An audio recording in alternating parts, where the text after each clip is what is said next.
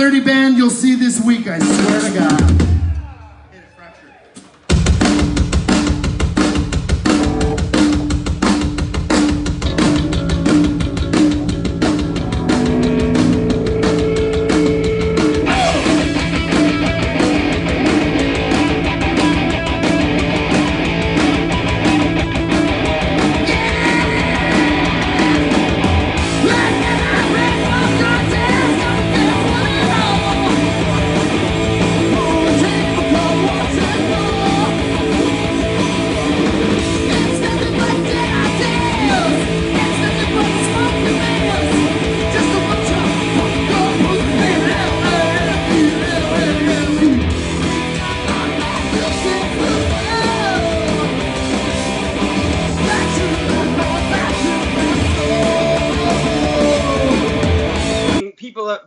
Has asked me that question. How come you guys never jammed before? And I don't have an answer. I don't know. No, it wasn't happened. Like it just never happened, and I really don't know why. Well, we had our own shit, and we had other bands. Like we were working in other shit, you know. So yeah, I guess that's why. But yeah, timing is a lot, right? Like Louie, this is like the third band I've known, fourth band, fifth band since I've met you. You know.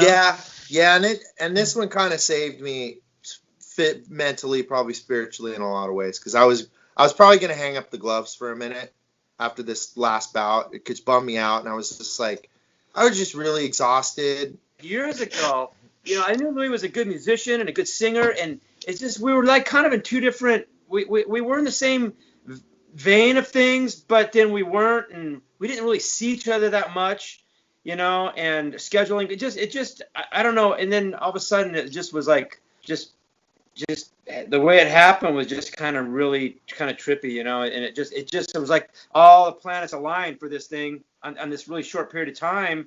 And it wasn't like, you know, he was calling me to hit me up to play music. I wasn't calling him to hit him up. It's just like, oh yeah, by the way, you know. And no, I get it, because you're like about Steve, you know, it was just kind of like that, you know. Well, I mean, you're a posh boy and he's Slash, you know, so you kind of like parallel lines, right? Well, that's a cool way to say it, because Rob says it really nicely. Technically, it was 17 years, and he was visiting my bunkie in rehab. And I fucking met Rob, and I was like, "Oh, dude!" And then we're like, "Oh, fuck! We played together, and our bands played together." And I was like, "Oh!" And then a couple other mutual friends took me to some meetings, and you know, lo and behold, fast forward, you know, I was going to meetings with Gabby and all them, and then Gabby passed away, and Steve had me join Manic, and then Steve died, and I had to fucking accept the fact that, you know, I was joining a band after one of my friends passed away, and then my friend that became like my best friend over the course of a year passes away on me, and Rob, who's been like my rock for 17 plus years now, we just like looked at each other like, wait, like the same thing I used to tell Steve, was like, why weren't we doing this before 17 years ago? Yeah. It's fuck, like this is cool.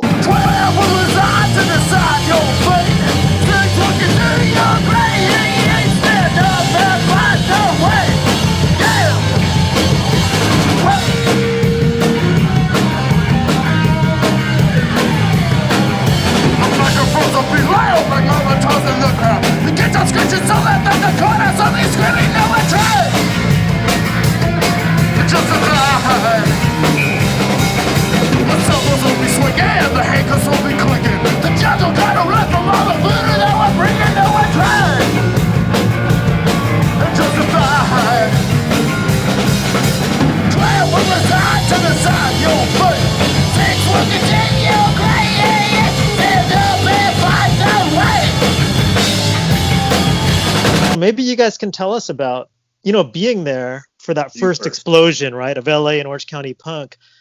And I don't know, like it seems like that didn't intimidate you, you know.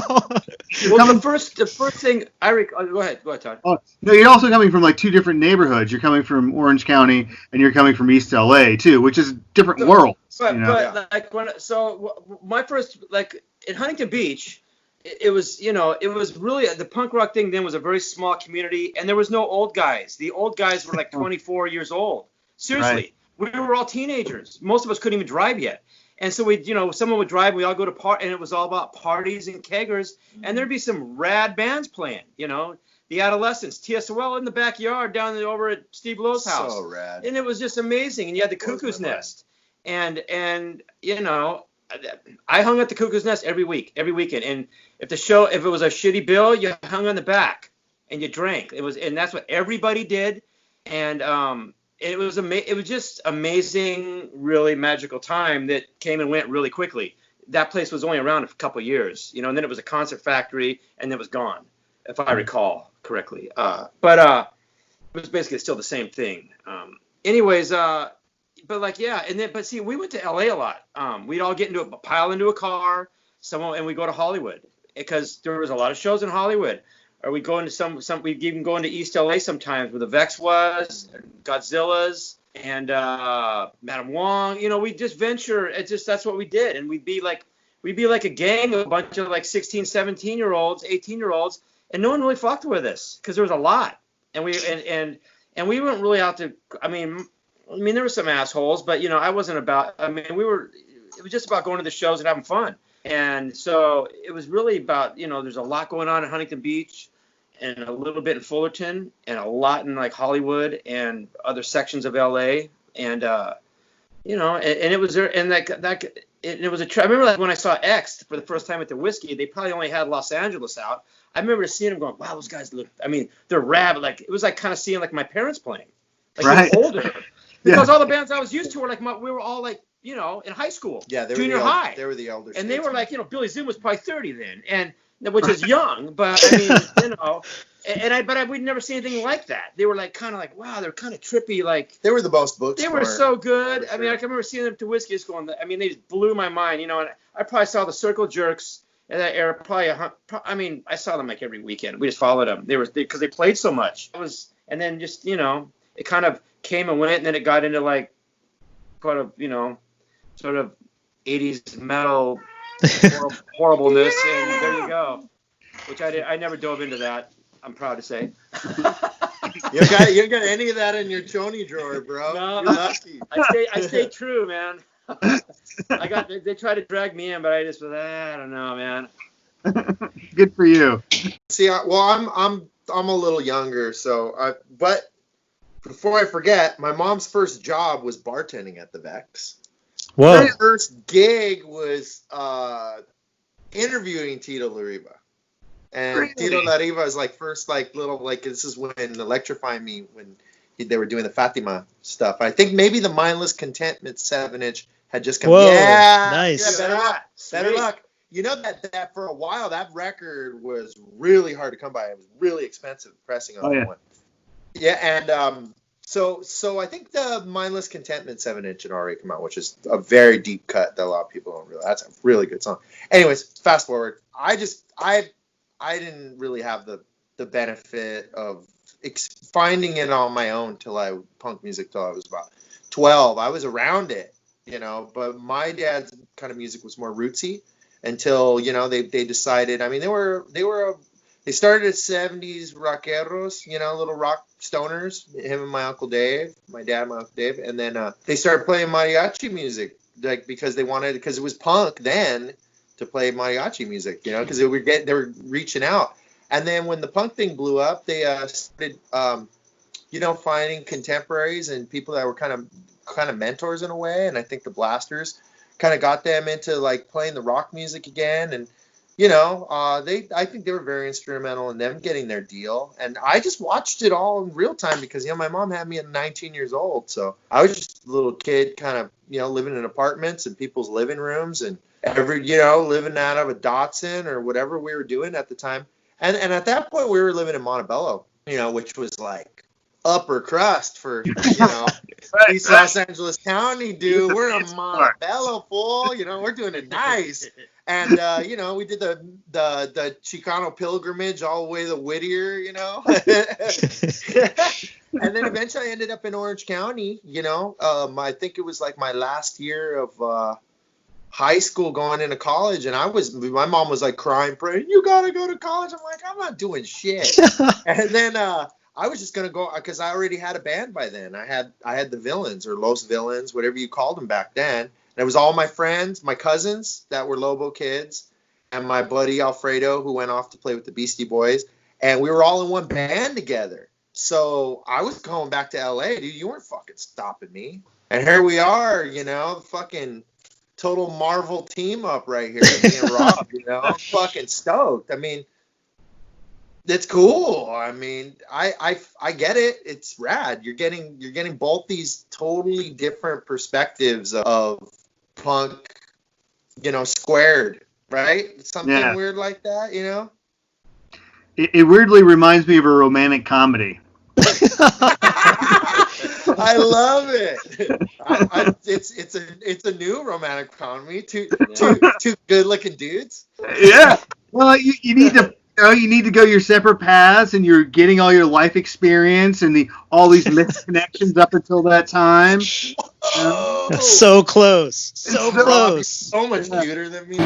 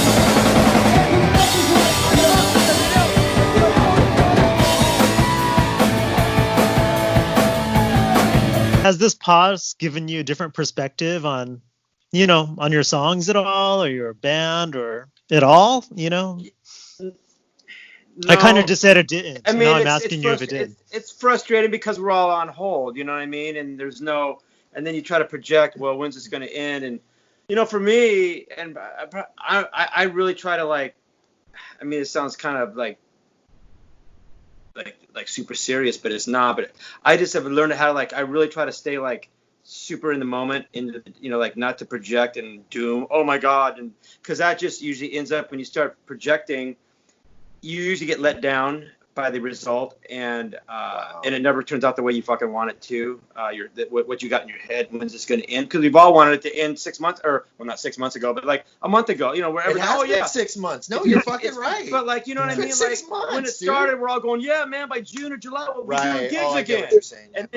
And now we're going like, you know what? Fucking 2020's gone. Ooh. And I just try to stay in the moment, day by day. It's kind of my principle, how I live my life, and just keep writing songs and go in my little music room, fucking everybody's asleep, and I plug in and I put my iPhone on record and I just start making a bunch of racket and see what makes me go, oh, that was See how fucking grounded this guy is, though? That's why he's my rock, man, because I'm like a fucking head case. I just put it all in the lyrics. Well, I got plenty to write about right now. I've talked all kinds of shit recently. But I mean, Well- Just wait. Oh, go ahead. But I mean, I mean, like, I don't mean to sound like I got it all under control. And I'm like super cool with it either, because it's fucked and it's definitely frustrating. Yeah. And you know, like I just like, God, man, you know. But you know, there's nothing we can do about it. And I try to stay positive. And I really think like, because you know, like some of my friends that like are, you know, that's all they do is music that's their day job. It's their only thing. And, you know, they're legitimately fucking tripping out, you know, because they're going broke. And I feel really bad for them. And, you know, none of them ever had a day job, some of them, except for when they were like teenagers and they worked some busted job, you know, and then they got big. Lucky. And they, you know, when luck was a thing. And so, you know, I feel really bad for them. And we're all trying to figure out, well, maybe we got to figure out how to do this a little differently maybe for a few years until, you know, it's a real reality that we unfortunately all got to kind of fucking look at and accept. But like for me, it's kind of like I just creating and still like being a musician hasn't changed at all. In fact, it's in a way it's kind of like a weird, like It's helped it a little. It's kind of helped it. Make like, you hone it. It's kind of depressing and kind of like dark and kind of like there's a little bit of weird optimism that, you know, there's elections coming up, so we're all hoping for some change there. and there's Right. a lot of change, like anticipation and shit coming up, which is good for being creative, at least for Yep. me. So I don't know, man. At least that's where I'm at today. Yeah, that's dude. that's the thing, right? Like on one hand, we just want to get out and not be sick. But on the other hand, like when it reopens, it's going to be different in another way. It And that's that is. people are way more aware of how lame things have been for people of color, for women, people who aren't dudes, you know, all that stuff, right? So that's going Yeah. to be another thing. The world we Right. come out to is going to be like A lot of way changes. more. Yeah, a lot Different. of good come out of it. By the time Hey, I think it starts unraveling. I'm glad it's all purging, man. I think for me, it's realizing that it sounds stupid, but it's like, for me, it's dealing with, connecting with other people and continuing doing things, even if we're in a vacuum, but still making really valuable things for ourselves. you Yeah. know? Yeah. Like, I'm having to adapt a lot. I mean, I've only done a video interviews with Martin. That's it. Like 2 of them. That's it. But Right. because 20 years, 25 years, I've been doing face to face, Right. so that's adaptation. But my self-worth isn't, look at me. It's like, how can we share something together? How can we make connections? Yeah. How do we show, when the lights go off, how do we actually continue doing things, that when other people aren't paying attention, is it still important to you?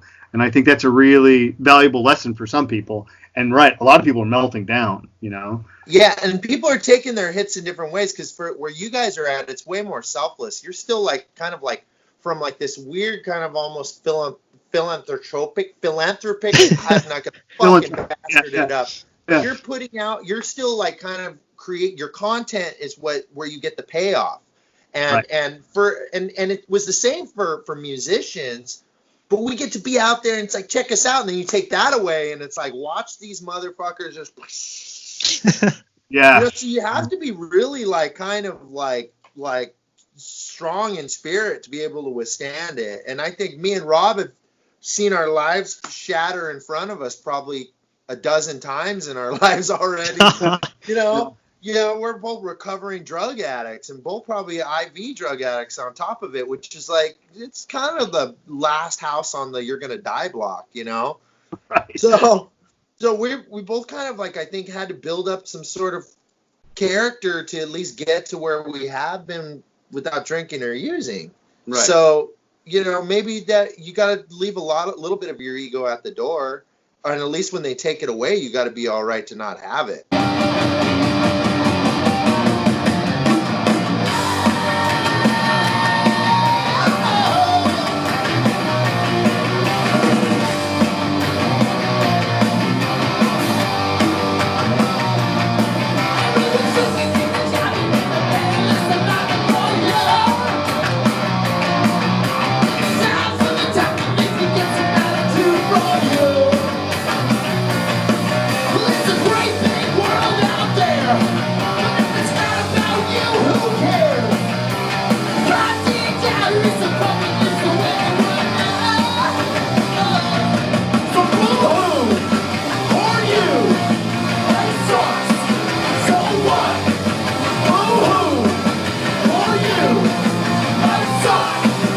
You know what I like about this? You're talking about the old guys, but it's not like you guys are super young either. And I love that you can still come up, even if you're not a teenager or 20-year-old, right? You can still come up as a crew with your buddies and friends and still do that, right? Yeah, I know it. I'm old as fuck, but still, like, I think that I guess the more saltier dogs, I'll say, or the more seasoned veterans, where we're the lifers that are still just doing new. Right? This goes out to all the motherfucking headbands called Pedro Guns.